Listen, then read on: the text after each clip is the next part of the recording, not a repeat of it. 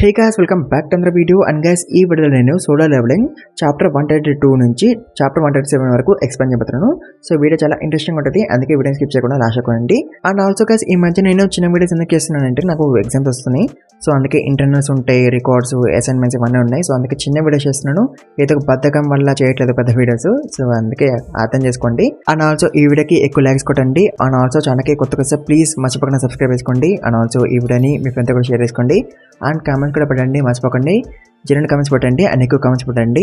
And let's begin the video guys. So guys, chapter 132లో మనం జిన్వుని చూసాం. అండ్ జిన్ గాడు తనకి చెప్తాడు జపాన్ లో జరిగిన యూరిగాడి రేడు ఫెయిల్ అయిపోయిందని. అండ్ వేసి మనం జిన్ వాళ్ళ ఫాదర్ యుంగ్ ని చూసాం. అతను పడుకొని ఇప్పుడే లేచిండు. అంటే తను 23 hours 46 minutes పడుకొని ఇప్పుడే లేచిండు. అంటే వీడికి ఇటర్నల్ స్లంబర్ డిసీజ్ ఎఫెక్ట్ అవడం స్టార్ట్ అయ్యింది.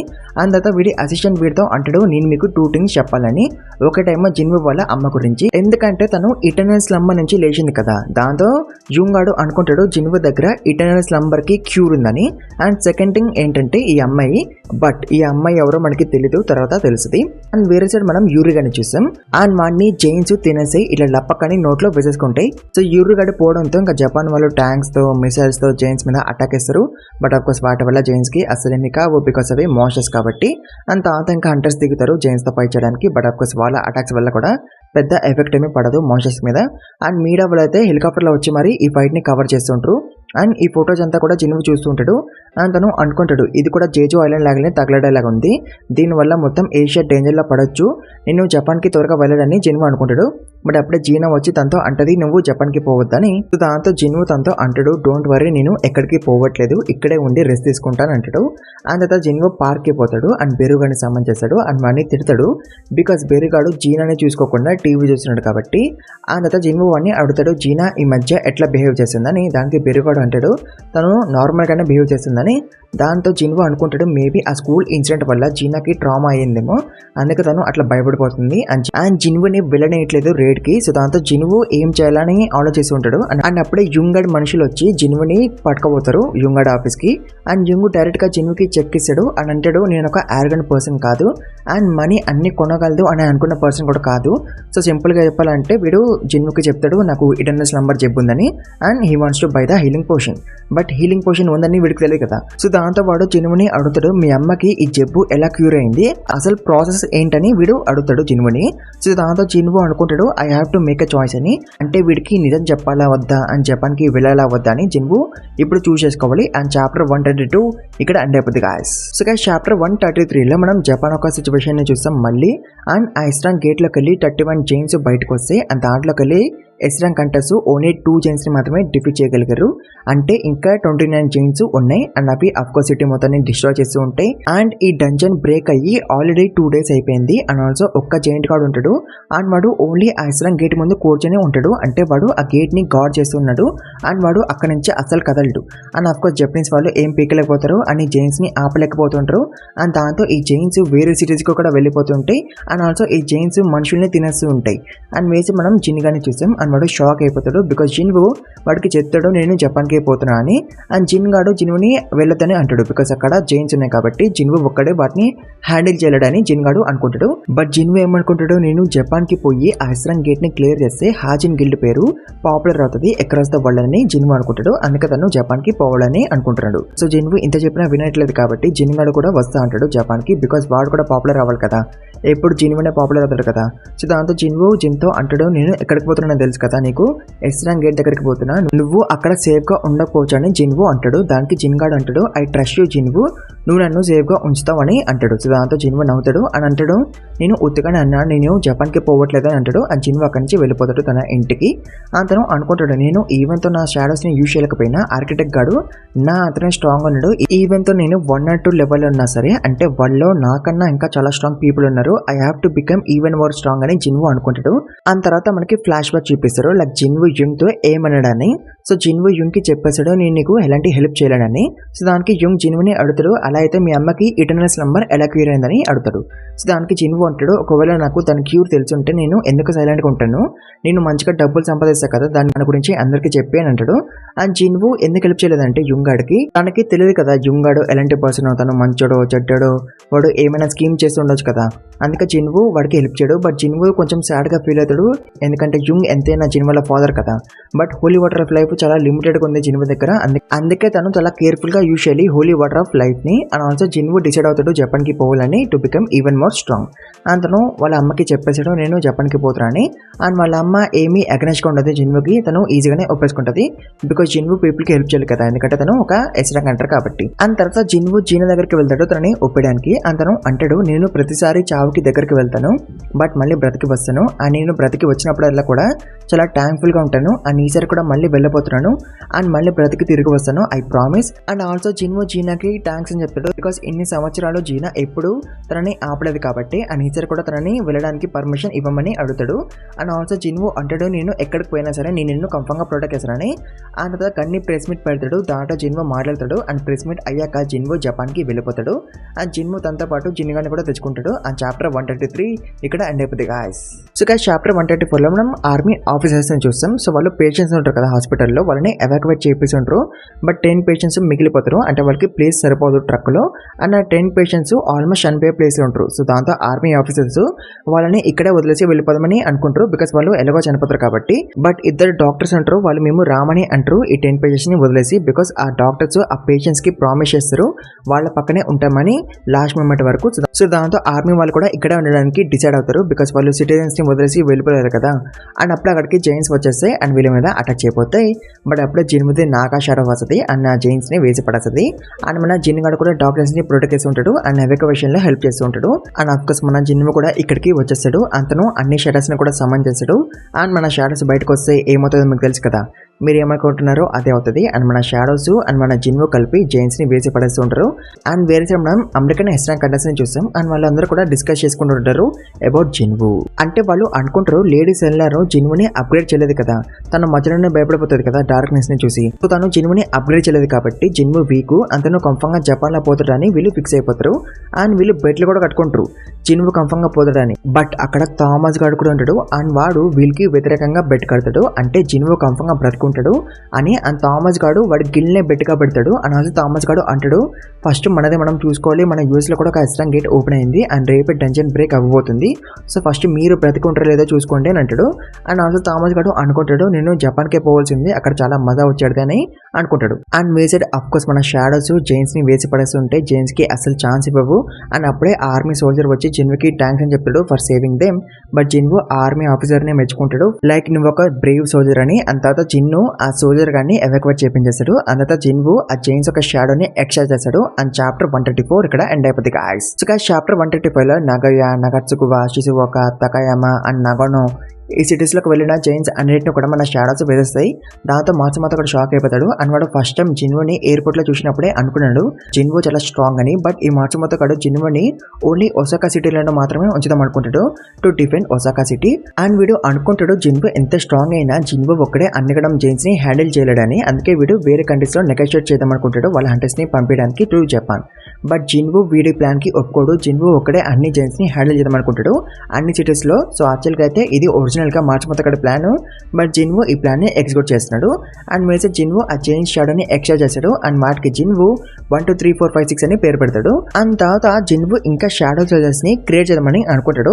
దాంతో తను జిన్గాన్ని ఇక్కడ వదిలేసి పోతాడు. అండ్ జిన్గాన్ని దేనికో రెడీ అవ్వమని అంటాడు ఎందుకో మళ్ళీ. అండ్ వేరే సైడ్ మన షాడోస్ వేరే హంటర్స్ తో కలిసి జైన్స్ ని వేసి పడేస్తుంటే బట్ ఒక ప్రాబ్లం క్రియేట్ అవుతుంది. అదేంటంటే ఈ ఎస్రాంగ్ గేటు డంజన్ బ్రేక్ అవ్వడం వల్ల ఇంకో చిన్న చిన్న గేట్స్ కూడా ఓపెన్ అవుతాయి. సో దాంతో చిన్న చిన్న మోషన్స్ కూడా బయటకు వచ్చేస్తాయి అండ్ అటాక్ చేస్తాయి along with the giants. So దాంతో అన్ని సిటీస్ పీపుల్ ని కూడా ఎవాక్యుయేట్ చేయించేసేది జపాన్. సో ఇట్లా 7 days అయిపోతాయి అండ్ ఇంకా ఒక్క జైంట్ మాత్రమే మిగులుతాడు. అదే గేట్ ని గార్డ్ చేసిన జైంట్ గార్డ్ మాత్రమే మిగులుతాడు. అండ్ ఆల్సో జిన్వు ఇక్కడికి హానెకావని కూడా పిలుస్తాడు ఎందుకో మళ్ళీ. తను తెలుసు కదా మీకు ఎవరు, గోటోకాడి అసిస్టెంట్ తను. సో ఇప్పుడు టోక్యో సిటీలో వీళ్ళు ముగ్గురు తప్ప ఎవరు లేరు. అండ్ జైన్స్ ఇక్కడ నుంచి జపాన్ ఒక డిఫరెంట్ పార్ట్స్ లోకి వెళ్ళిపోయినాయి. అండ్ ఇప్పుడు జపాన్ లో 16 ఎస్రాంగ్ కంట్రీస్ ఉన్నారు ఇంక్లూడింగ్ జిన్వు. అండ్ దాంట్లోకి వెళ్ళి 6 ఏమో జపనీస్ హంటర్స్ అండ్ ఇంకో 2 ఏమో చైనీస్, ఇంకా 3 ఏమో కెనడా నుంచి వచ్చారు. అండ్ మన ఇండియాలో నుంచి కూడా 2 వచ్చారు ఎస్రాంగ్ కంటర్స్. అండ్ రష్యా నుంచి అండ్ యూకే నుంచి ఒక్కొక్కడు వచ్చాడు. అండ్ మొత్తం కలిపి 15 ఎస్రాంగ్ కంటర్స్. అండ్ దాంట్లో 3 ఆల్రెడీ పోయారు, యూరుగాడు ఒకటి దాంట్లో. అండ్ చాలా మంది ఏ ర్యాంక్ కంటర్స్ కూడా పోయారు. అండ్ ఎస్రాంగ్ గేట్ లోకి వెళ్ళి 31 జైన్స్ బయటకు వచ్చాయి కదా, దాంట్లో ఒక జైంట్ ఏమో సీని క్రాస్ చేసుకుంటూ చైనాకి వెళ్తుంటది. అండ్ ఇంకో 30 జైన్స్ ని జిన్వు అతని షాడోస్ కలిపి లేపేసాయి. అండ్ ఇంకొకటి మాత్రమే మిగిలిండు, వాడే గార్డ్ చేసిన జైంట్ గాడు. అండ్ తర్వాత జిన్వు సిటీని చూసాడు. చేస్తాడు. అండ్ ఈ సిటీని చూస్తే తనకి డీమన్ క్యాసిల్ గుర్తుకొస్తుంది. అండ్ ఈ డీమన్ క్యాసిల్ తనకి ఏమైనా హింట్ ఇస్తుందా అబౌట్ ద ఫ్యూచర్ అని జిన్వు అనుకుంటాడు. అండ్ ఆ ఫ్యూచర్ ని ఆపడానికి జిన్వు ట్రై చేయాలని అనుకుంటున్నాడు. అందుకే తను ఇక్కడికి వచ్చింది కదా to become even more strong. And తర్వాత జిన్వు ఇంకా రైడ్ ని స్టార్ట్ చేద్దామని అనుకుంటాడు. అదే గాడ్ చేసిన జైంట్ ని లేపేద్దామని అనుకుంటాడు. బట్ హానకావా అంటది ఇంకా వేరే హంటర్స్ ఎవరు కూడా రాలేదని. బట్ జిన్వు అంటాడు నోప్ అందరూ వచ్చేసారని. అండ్ వేసి మనం మినరు అండ్ తనకాని చూస్తాం. అండ్ తనకాకి చాలా కోపం వస్తుంది జిన్వు షాడోస్ ని చూసి. ఎందుకంటే తను ఏమీ పీకలేకపోయింది కాబట్టి జైంట్స్ ని మొత్తం మన షాడోస్ చూసుకున్నాయి కాబట్టి తనకి చాలా కోపం వస్తుంది.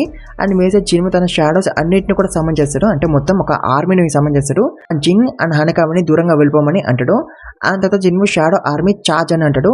అండ్ చాప్టర్ 135 ఇక్కడ ఎండ్ అయిపోద్ది guys. So guys chapter 135 end అయిన దగ్గర చాప్టర్ 136 స్టార్ట్ అవుతుంది. అండ్ జిన్వు ఇట్లా చార్జ్ అనగానే అన్ని షాడోస్ కూడా వెళ్ళిపోతాయి ఆ జైంట్ కార్డ్ మీద అటాక్ చేయడానికి. బట్ ఆ జైంట్ కార్డు ఒకే అటాక్ లో 100 షాడోస్ ని వేసి పడేస్తాడు. అండ్ జిన్వుకి కొంచెం భయం కూడా వేసేది వీడిని చూసాక. ఎందుకంటే వీడి దగ్గర నుంచి అంతగానం మాన ఎమిట్ అవుతుంది కాబట్టి. దాంతో జిన్వు అనుకుంటాడు ఇలాంటి క్రియేచర్ అసలు ఎగ్జిస్ట్ అవ్వద్దని. అతను ఫిక్స్ అయిపోతాడు వీడిని ఎలాగైనా లేపేయాలని. బట్ జిన్వు అప్పుడే అటాక్ చేయదని అనుకుంటాడు. తను ఫస్ట్ అబ్జర్వ్ చేయాలని అనుకుంటాడు. అండ్ ఆ జైంట్ కార్డ్ వీక్నెస్ ఏంటో కనిపెట్టాలని అనుకుంటాడు. అందుకే తను అటాక్ చేయడు. అండ్ జిన్వు బెరుగాని కూడా ఆపేస్తాడు అటాక్ చేయకుండా. బెరుగాడు అయితే అసలు ఆకలేకపోతాడు అటాక్ చేయకుండా. సో అట్లా జిన్వు తన షాడోస్ ని పంపిస్తూ ఉంటాడు. వాడి మీద అటాక్ చేపిస్తూ ఉంటాడు వాడి వీక్ పాయింట్ ఏంటో తెలుసుకోవడానికి. అండ్ ఆల్సో జిన్వు దగ్గర ఇప్పుడు చాలా మాన ఉంటుంది because of blackout. So దానివల్ల తను కొంచెం మానాన్ని లూజ్ చేసుకోవచ్చు. అండ్ జైంట్ కార్డ్ మీద కంటిన్యూస్ గా అటాక్ చేయించవచ్చు. అండ్ ఆల్సో ఈ జైంట్ కార్డ్ దగ్గర చాలా మాన ఉంటుంది. సో ఆ మాన వాడిని కవర్ చేసి ఉంటుంది లైక్ అన్ ఆర్మర్. సో అందుకే ఆ జైంట్ కార్డ్ అటాక్స్ ని డిపెండ్ చేసుకోడు. బట్ వాడు ఒక అటాక్ ని మాత్రం బ్లాక్ చేసిండు. అంటే వాడి వీక్ పాయింట్ వాడి కళ్ళు. సో దాంతో జిన్వు కైజల్ ని సమ్మెట్ చేశాడు. అండ్ వాడి మీద ఎక్కి జైంట్ కార్డ్ కళ్ళు మీద అటాక్ చేయడానికి పోతాడు. బట్ వాడు డాజ్ అవుతాడు. సో దాంతో జిన్వుకి కన్ఫర్మ్ అయిపోతుంది వాడి వీక్ పాయింట్ వాడి కళ్ళే అని. సో తర్వాత ఇగ్రిస్ గాడు వాడి కళ్ళ మీద అటాక్ చేయడానికి వస్తాడు. బట్ జైంట్ గాడు అటాక్ ని బ్లాక్ చేస్తాడు. బట్ అప్పుడే అటాక్ లో నుంచి జిన్వు వస్తాడు. అండ్ వాడి ఒక ఐని కట్ చేస్తాడు. అండ్ తర్వాత బెరుగాడు కూడా వచ్చి జైంట్ గార్డ్ మీద అటాక్ చేస్తూ ఉంటాడు. అండ్ తర్వాత జిన్వు తన రూలర్స్ అథారిటీని యూజ్ చేసి వాడి మీద అటాక్ చేస్తూ ఉంటాడు. అండ్ ఈ ఫైట్ చూసి హానకావా అనుకుంటది ఇప్పుడు ఇదొక హంటర్ వర్సెస్ మాన్స్టర్ ఫైట్ కాదు, ఇప్పుడు ఇదొక మాన్స్టర్ వర్సెస్ మాన్స్టర్ ఫైట్ అని తను అనుకుంటది. అండ్ వేసే జిన్వు ఆ జైంట్ గార్డ్ లెఫ్ట్ ఐ ని కట్ చేస్తాడు. అండ్ బెరుగాడు వాడి లెఫ్ట్ ఐ లోకి దూకేస్తాడు అండ్ అటాక్ చేస్తూ ఉంటాడు లోపల. సో అట్లా జిన్వు అండ్ బెరు కంటిన్యూస్ గా అటాక్ చేస్తూ ఉంటారు. అండ్ అలా వాడిని డిఫీట్ చేస్తారు. అండ్ చాప్టర్ 136 ఇక్కడ ఎండ్ అయిపోతుంది guys. So guys chapter 136 end అయిన దగ్గర చాప్టర్ 137 స్టార్ట్ అవుతుంది. అండ్ ఆ జైంట్ గార్డ్ ని డిఫీట్ చేయడంతో జిన్వు 4 times లెవెల్ అయిపోతాడు. అండ్ ఆ జైంట్ గార్డ్ ని డిఫీట్ చేయడంతో జిన్వుకి you had defeated an enemy అనే సిస్టమ్ చూపిస్తుంది. బాస్ మాస్టర్ అని చూపిదు. అంటే ఇంకా బాస్ మాస్టర్ గాడు మిగిలినాడు. అంటే ఈ రైడ్ ఇంకా పూర్తి కాలేదని అర్థం. అండ్ ఆల్సో జిన్వు ఈ జైంట్ గార్డ్ షాడోని కూడా ఎక్స్ట్రా చేయలేడు బికాస్ వీడి దగ్గర నుంచి బ్లాక్ స్మోక్ రావట్లేదు కాబట్టి. సో అప్పుడే జిన్వు ఎవరితో ఎనిమిది ప్రెజెన్స్ సెన్స్ చేయగలుగుతాడు. బట్ ఆ ఎనిమి ఎవరో కాదు మన బెరుగాడు. సో వాడు ఆ జైంట్ గార్డ్ బ్లడ్ తో స్నానం చేసిండు కాబట్టి బెరుగాడు ప్రెజెన్స్ హైడ్ అయిపోయింది. అంటే అంతకన్నా పవర్ఫుల్ మ్యాజిక్ ఆ జైంట్ గార్డ్ది. సో అప్పుడే ఆ ఇస్రాంగ్ గేట్ లోకి వెళ్ళి మ్యాజికల్ స్టోమ్ వస్తుంది. అండ్ ఆ ఇస్రాంగ్ గేట్ ఆ జైంట్ గార్డ్ మ్యాజికల్ ఎనర్జీని అబ్జర్వ్ చేసుకుంటది. అండ్ ఇట్లా అవ్వడం జిన్వు ఎప్పుడు కూడా చూడలేదు, ఇదే ఫస్ట్ టైం. సో దాంతో జిన్వు లోపలికి పోయి చెక్ చేద్దాం అనుకుంటాడు అసలు లోపల ఏం జరుగుతుందని. సో దాంతో జిన్వు గేట్ లోపలికి వెళ్తాడు విత్ బెరు. అండ్ అఫ్ కోర్స్ ఈ డంజన్ చాలా పెద్దగా ఉంటుంది బికాస్ దీంట్లో జైన్స్ ఉంటాయి కాబట్టి. అండ్ అప్పుడే వీళ్ళిద్దరికి ఒక సినిస్టర్ లాఫ్ వినిపిస్తుంది. సో దాంతో వీళ్ళు లోపలికి పోయి చూద్దాం అనుకుంటారు ఆ లాఫ్ ఎవరిదని. అండ్ ఇక్కడ జైన్స్ కింగ్ లీగే ఉంటాడు. బట్ వీని చైన్స్ తో కట్టేసి ఉంచుతారు, ఎవరో కాదు రూలర్స్. సో లీగే గాడు అంటాడు ఓ చూసారా రూలర్స్ నన్ను ఫస్ట్ ఎవరు కనిపెట్టారో ఒక మొనార్కు. అండ్ ఆల్సో వాడు అంటాడు మొనార్కు నన్ను ఈ చైన్స్ నుంచి ఫ్రీ చేయ త్వరగా. నాకు తెలిసి రూలర్స్ ఏం ప్లాన్ చేస్తున్నారు, వాళ్ళ ప్లాన్ గురించి మొనార్క్స్ అందరికీ కూడా త్వరగా తెలియాలని అంటాడు. బట్ ఇక్కడికి వచ్చింది జిన్వు అని వాడికి తెలియదు కదా. సో వాడేమనుకుంటాడు వాడికి తెలిసిన మొనార్క్ వచ్చిందని వాడు అనుకుంటాడు. బట్ వచ్చింది షాడో మొనార్క్ కదా. అండ్ జిన్వు విని అడుగుతాడు నిన్ను రూలర్స్ ఇట్లా కట్టపడేసిర్రా అని. దానికి లిగ్గగాడు అంటాడు అవును వాళ్ళు నన్ను యూజ్ చేసుకుంటున్నారు అదే stepping stone for the true war, అది త్వరలో కాబోతుందని లీగగాడు అంటాడు. సో దాంతో జిన్వు వాడిని అడుగుతాడు అసలు రూలర్స్ ఎవరని. దానికి లీగగాడు అంటాడు రూలర్స్ మొనార్క్స్ యొక్క ఏన్షియంట్ ఎనిమీస్ అని అంటాడు. సో దాంతో జిన్వు అనుకుంటాడు ఒకవేళ రూలర్స్ మొనార్క్స్ యొక్క ఎనిమీస్ అయితే నాకు కూడా ఎనిమీస్ అని తను అనుకుంటాడు. అండ్ జిన్వు లీగ్ అని అడుగుతాడు అయితే రూలర్స్ ఎందుకు నేను ఇట్లా కట్టుపడేశారని. దానికి లీగగాడు అంటాడు ఎందుకంటే నేను కూడా ఒక మొనార్క్ని కాబట్టి. అండ్ మొనార్క్స్ అందరికి అండ్ రూలర్స్ అందరికి నీ మీద కళ్ళు ఉన్నాయి, నీ దగ్గర అంత స్ట్రెంత్ లేదు to defeat all of them. నేను నీకు సపోర్ట్ చేస్తా, నన్ను నా సీన్ నుంచి రిలీజ్ చేయి, నేను నీకు హెల్ప్ చేస్తాను అంటాడు లీగగాడు. దానికి జిన్వు అంటాడు నువ్వు ఒక మాన్స్టర్వి, ఒక మాన్స్టర్ హ్యూమన్ కి ఎందుకు వెళ్ళిపోతుంది, నేను నమ్మా అని జిన్వు అంటాడు. దానికి లీగగాడు అంటాడు అలా అయితే నేను నమ్మిస్తా అని. అండ్ వాడు వేరే లాంగ్వేజ్ లో ఏమో స్పెల్ అంటాడు. దాంతో జిన్వుకి ఒక హానెస్టీ డీల్ అనే నోటిఫికేషన్ వస్తుంది. సో దాంతో జిన్వు ఆ డీల్ ని యాక్సెప్ట్ చేస్తాడు. సో ఈ డీల్ వల్ల ఒక ప్లెడ్జ్ హానెస్టీ అనేది ఫామ్ అవుతుంది. అంటే ఇప్పటి నుంచి జిన్వు అండ్ లీగ్యా ఒకరికొకరు అబద్ధం చెప్పుకోలేరు అండ్ వాళ్ళు ఓన్లీ ఇప్పటి నుంచి నిజం మాత్రమే మాట్లాడుకోగలరు. సో దీంతో జిన్వు ఇంకా లీగ్యా గారిని కంప్లీట్లీ నమ్మేస్తాడు. అండ్ తర్వాత జిన్వు లీగ్యాని అడుగుతాడు, లైక్ నేను నీ దగ్గర నుంచి ఇన్ఫర్మేషన్ తెలుసుకోగలుగుతున్నాను అండ్ నేను నీతో ఫ్రీగా మాట్లాడగలుగుతున్నాను unlike other monsters who came out from a gate అని అడుగుతాడు జిన్వు. సో ఈ మాన్స్టర్స్ ని లీగ్యా గారు డెజినెన్స్ అని పిలుస్తాడు. సో ఈ మాన్స్టర్స్ అన్ని కూడా మొనాక్స్ కింద పనిచేస్తాయి. అంటే ఈ మాన్స్టర్స్ మొనాక్స్ ఒక ఆర్మీ అండ్ ఈ గేట్ లోకి వెళ్ళి బయటకు వచ్చిన మాన్స్టర్స్ అన్ని కూడా డిఫీటెడ్ మాన్స్టర్స్. అంటే వాటిలో ఓడిపోయిన మాన్స్టర్స్ ని రూలర్స్ క్యాప్చర్ చేసి కట్టడి పడిచేవారు. అది కూడా కొన్ని సంవత్సరాల వరకు. అందుకే రిలీజ్ అయ్యాక ఆ మాన్స్టర్స్ కోపంతో పిచ్చెక్కిపోతాయి. బట్ లీగ్యా గారు అలా కాదు, వాడు ఒక కింగ్ అండ్ వాడు ఒక మొనర్ కూడా. అండ్ వాడు ఈ రోజు కోసం చాలా పేషెంట్లీ వెయిట్ చేస్తున్నాడు to escape from this chains. So దాంతో జిన్వు విని అడుగుతాడు ఆ సిల్వర్ సోల్జర్స్ ఎవరని. దానికి లీగ్యా గారు అంటాడు వాళ్ళు రూలర్స్ ఒక సోల్జర్స్ అని. అండ్ జిన్వు మళ్ళీ ఒక క్వశ్చన్ అడుగుతాడు, లైక్ రూలర్స్ ఎందుకు మాన్స్టర్స్ ని పంపిస్తున్నారు మా వరల్డ్ లోకి అని అడుగుతాడు. దానికి లీగ్యా గారు నవ్వుతాడు. అండ్ చాప్టర్ 137 ఇక్కడ ఎండ్ అయిపోతుంది గాయ్స్. సో గాయ్స్ ఇది ఎక్స్ప్లెనేషన్ ఎలా ఉంది వీడియో మీకు నచ్చింది అనుకుంటున్నాను. నచ్చితే చాలా ఎక్కువ లైక్స్ కొట్టండి. అండ్ ఆల్సో ఛానల్కి కొత్తగా అయితే ప్లీజ్ మర్చిపోకుండా సబ్స్క్రైబ్ చేసుకోండి. అండ్ ఆల్సో ఈ వీడియోని మీ ఫ్రెండ్తో కూడా షేర్ చేసుకోండి. అండ్ కామెంట్స్ కూడా పెట్టండి, మర్చిపోకండి, జనరల్ కామెంట్స్ పెట్టండి. And thank you very much for watching this video guys.